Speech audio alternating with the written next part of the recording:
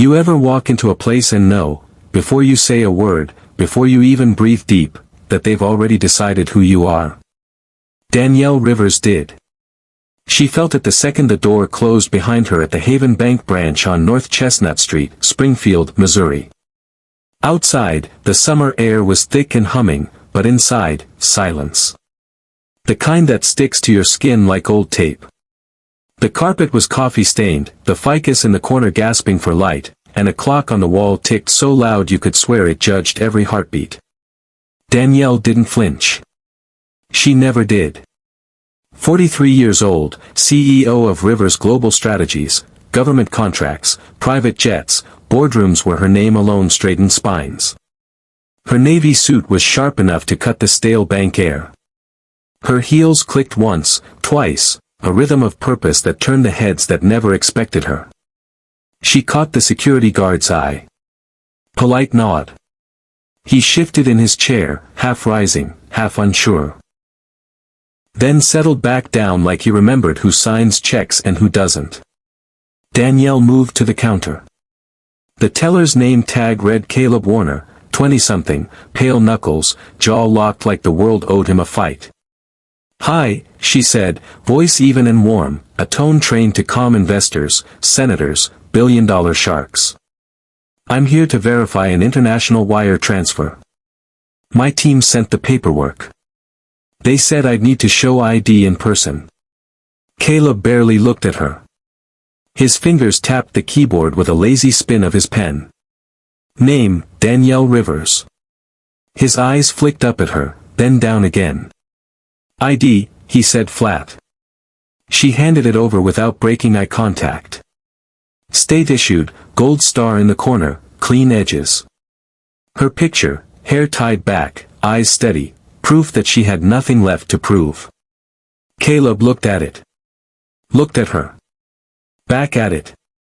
Back at her. His jaw twitched, a tiny smirk pulling at his lip like he'd just found something funny no one else could see. "You the account holder?" he asked. "Yes." "CEO?" "Yes." And right there, something changed. A flicker of disbelief curdled into something older, something uglier. He didn't say liar. He didn't have to. The flick of his wrist said enough. Her ID dropped. Not slipped, dropped. Flicked like trash onto cold tile. The sound, a sharp little echo in that too-quiet lobby. Danielle didn't flinch. Didn't gasp. She bent down, 2 fingers, one smooth motion, and picked up her name off the floor. When she stood, Caleb leaned back in his chair, arms folded. Smirk loaded. Point made. No apology waiting behind those pale eyes. He muttered it like a joke to the screen, "You people are always in a rush for something." A moment. Stillness so complete the security guard held his breath and the clock ticked louder than the words. Danielle could have done 1,000 things in that moment, slam her hand down, raise her voice, demand the manager, call her lawyers, raise holy hell. She didn't. She slipped the ID into her pocket, eyes steady, spine steel. Her voice, soft as silk, sharp as a blade. "Thank you for your time." And just like that, her heels clicked across the coffee-stained carpet. Each step louder than any shout she could have given him. The automatic doors hissed open. She walked into the heavy Missouri sun, no yelling, no witness, no headline yet. But the story didn't end when the door shut behind her. It hadn't even started. She slid into the driver's seat of her rental, dark gray Lincoln Continental, leather warm, windows cracked just enough to taste the world she built from scratch. The ID sat in her palm, edges digging into her skin like it was reminding her who she was. Danielle Rivers. CEO. Daughter of a truck mechanic and a waitress who taught her to keep her chin up when the world aimed low. She stared at the bank through the windshield, the same quiet lobby, the same dying ficus, the same cheap clock ticking away borrowed time. Inside, Caleb was back on his phone, legs up, smirk locked in place, the system's reflection in a hoodie and a cheap chair. Danielle closed her eyes. The insult wasn't new. The sting wasn't either. But what she did next, that would be. One text buzzed from her COO, wire confirmation needed by 3 p.m. She powered her phone off. She didn't turn the AC on. She didn't start the car yet. She just sat there, alone, calm, dangerous. The air outside was heavy. But inside Danielle Rivers' mind, something heavier was shifting. The deal was on the table. $3 billion. 3 years of work. And one cheap flick of the wrist just rewrote its future. Outside, the bank clock ticked. Inside her chest, another clock started. And when it struck, they'd wish they'd handed her ID back with both hands. The soft click of the Lincoln's engine felt like an exhale when Danielle finally turned the key. It wasn't anger in her veins, not yet, it was something colder. Clearer. She pulled out of the lot, glancing once at the crooked security camera, half expecting Caleb to appear at the window, smirk plastered behind the glass. He didn't. Of course he didn't. He didn't need to. He'd already played his part. The afternoon sun bled across Springfield's west side as she steered onto Chestnut Expressway, her thoughts drifting between the tick of that bank clock and the roar that lived somewhere behind her ribs. She could still hear her father's voice, clear as if he was buckled into the passenger seat. Don't let him pull you down to the dirt, Danny. You don't plant nothing there. She gripped the wheel tighter. 30 minutes until the wire deadline. Nina's text replayed in her mind. Frankfurt was ready. $3 billion. Jobs, contracts, a whole Midwest revival plan. A plan that had taken 3 years of phone calls, flights, dinners that stretched until midnight. And now this. A single flick of the wrist. A single drop of an ID. Danielle flicked on her blinker and pulled into a gas station, the kind with faded signage and one working pump. She killed the engine and sat in the hush that followed, the cooling tick of metal her only companion. She picked up her ID, turned it over in her palm like it might tell her something new. It didn't. It just stared back, photo, name, holographic star of legitimacy, but it didn't mean a thing to someone like Caleb Warner. And that was the point. Her phone buzzed again. She powered it on. Missed calls stacked like a bad debt. Nina. Ellis. Tarek. Frankfurt's liaison. Even Clifford Ames, the old man who smiled through his teeth when he shook her hand in the boardroom. She opened a new message to Nina, call in 30. Be ready. She didn't hit send yet. Instead, she stared at the blinking cursor, that small heartbeat on glass that asked, are you sure? Danielle was many things, decisive, ruthless when needed, warm when earned, but never reckless. This would cost them. Headlines, investors, 1,000 LinkedIn posts about lost opportunity. But there were other costs too. The ones you pay with your spine and your silence. She hit send. Inside Haven Bank, 3:12 p.m. Caleb leaned against the break room counter, scrolling through his phone with the same lazy smirk he'd worn all morning. A half-empty Red Bull sweated beside him. The branch manager, Gwen Lee, was in her glass office, blinds half-closed, pacing with her headset on. He didn't notice the glances from his coworkers, not yet. He didn't see the flicker of worry behind the assistant manager's polite smile as she walked by. He thought nothing of the 3 missed calls on the branch line marked corporate. Why would he? He'd done his job, hadn't he? Verified the ID. Typed the numbers. If she walked out, that was on her. Some people just had a chip on their shoulder, that's all. He scrolled to a group chat with old high school friends, thumbed a joke about uptight suits, laughed at his own text. He didn't see Gwen step into the break room doorway, arms folded, her expression sharper than her pressed blouse. Caleb. My office. Now. Dallas, 3:14 p.m. Nina Vaughn sat in her glass corner office, 3 floors above the hum of downtown Dallas. Her laptop pinged with the Zoom link Danielle had sent, 5 minutes. She exhaled slowly, rolled her neck. Nina had been with Rivers Global since before they had global in the name. She'd watched Danielle fight tooth and nail for contracts bigger firms laughed off. She'd seen the board doubt her. Seen them crawl back when she delivered, again and again. But this was different. Nina could feel it in her pulse, the way her stomach coiled like a storm was rolling over the gulf, slow but inevitable. Her assistant peeked in. "Board's logging in now, Ms. Vaughn." Nina nodded, forced a calm smile. "Thank you. Hold my calls." She clicked open the conference link, the glass walls around her reflecting the city skyline, bright, hungry, merciless. Just like the woman whose face would appear in a moment. Springfield, 3:20 p.m. Danielle sat in the Lincoln, phone balanced on the console. She'd driven to the edge of an empty park, where the trees ate the road noise and the grass swayed under a restless wind. She looked out the window, saw kids on bikes, a father pushing a stroller, a couple arguing gently under the shade. Life, small and simple, untouched by boardroom figures and wire deadlines. She didn't envy them. She respected them.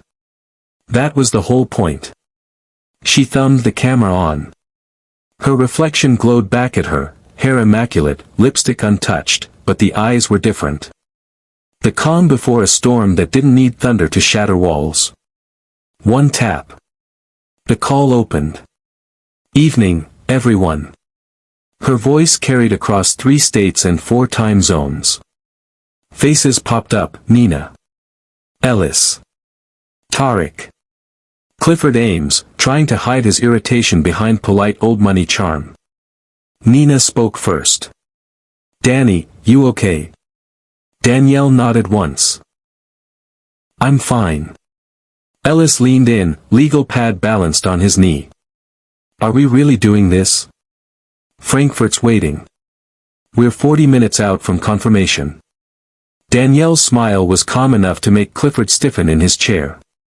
"I know exactly how long we have." Tariq cleared his throat, Miami sunlight glancing off his designer frames. "Talk to us, Danielle. What happened?" She looked straight at the camera, no notes, no slides, no disclaimers. Just the truth, sharp as the edge of her tongue. "I went to the Springfield branch. I handed over my ID. The teller dropped it on the floor." She let the silence settle like dust. "Then he told me, you people are always in a rush for something." No one spoke at first. Nina's eyes tightened. Ellis wrote something down, fast, a legal instinct he'd never lost. Tariq swore under his breath. Clifford sighed, long and practiced. "Danielle, this is unfortunate, truly, but you can't scuttle a $3 billion deal over one man's poor manners. He's irrelevant." Danielle leaned forward, her voice a low iron.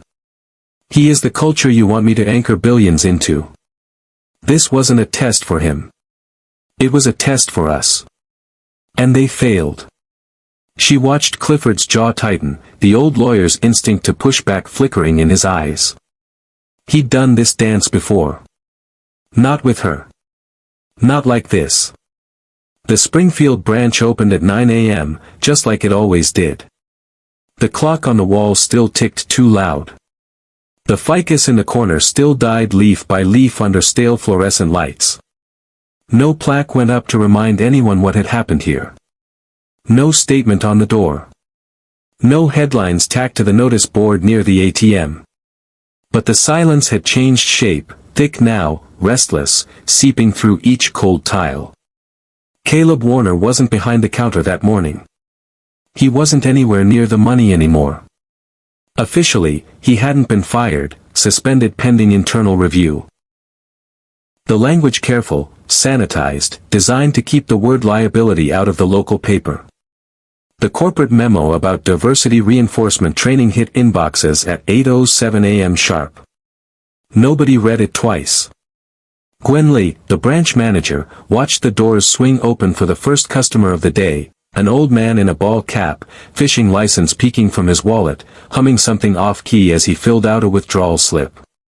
Gwen forced a polite smile, but inside her chest, a cold stone sat where calm used to be. She knew what they'd lost. What Caleb had cost them. But she also knew it was never just Caleb. Dallas, 10 a.m. Danielle sat alone in her corner office, dawn spilling through the tall windows. She'd flown back the night before, the hum of the jet engine softer than the roar inside her head. She hadn't slept much, didn't need to. Some decisions drain you.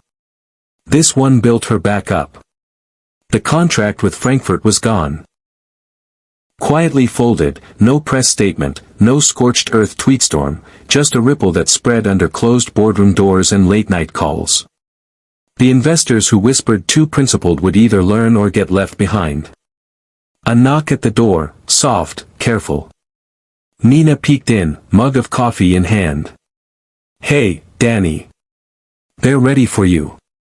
Danielle turned her chair slightly, eyes catching the skyline's edge. From up here, the city looked clean. Orderly. But she knew better. Power lived in the shadows, in the rooms where people like Caleb thought they could drop someone's name, someone's worth, onto cold tile and walk away grinning. She stood, took the coffee, let the warmth settle in her palms. "Where's the meeting?" she asked. "Conference room A," Nina said. "They want to talk next steps for the Midwest reinvestment. New partners. Community banks." Danielle nodded once. She'd been ready for this. She'd been ready since the moment that ID hit the floor. "Good," she said. "Let's get to work." Springfield, 1 week later. A boy in a puffer jacket stood outside the branch doors, hand tight around his mother's. She double-checked the paperwork, the same routine Danielle had once tested. A savings account for the boy. The first in the family. Inside, Gwen watched them step forward. She saw the hesitation, that breath people hold when they're not sure if they belong. Gwen stood up from her glass office, walked to the counter herself. "Good morning," she said, voice steady. "What can we do for you today?" No flick of the wrist. No muttered "you people." Just a mother's name, a boy's future, and a quiet promise that maybe this time the room wouldn't shrink around them. Dallas, late evening. Danielle's office was empty now, lights dimmed, the city breathing beyond glass. She sat at her desk alone, phone turned face down. No buzz. No press calls. Just the hush that comes after you choose your dignity over everyone's convenience. On her desk, her father's old watch ticked next to her laptop, a faint echo of the bank's clock, but different. This one measured time in what you stand for. She thought of all the quiet boardrooms ahead, the polite objections, the careful arguments about what's good for business. Let them come. Her name was bigger than one branch now. Bigger than any Caleb Warner who thought the world stayed small when someone like her walked through the door. She closed her eyes. For once, the quiet felt clean. Not heavy, earned. Outside, the city lights flickered. Small towns in Alabama, Mississippi, and Ohio would wake up soon to unexpected capital, new roofs for old buildings, new accounts opened without suspicion, futures unlocked one signed form at a time. No press release, no ribbon-cutting ceremony, just proof that sometimes a silent stand does more than 1,000 speeches. Danielle Rivers picked up her ID from the desk, the same card, edges still clean. She slipped it into her purse, stood, and walked out. The hum of the office faded behind her. And somewhere far away, in another town that didn't know her name, another door opened, quiet, steady, wide enough for someone else to step through without lowering their eyes.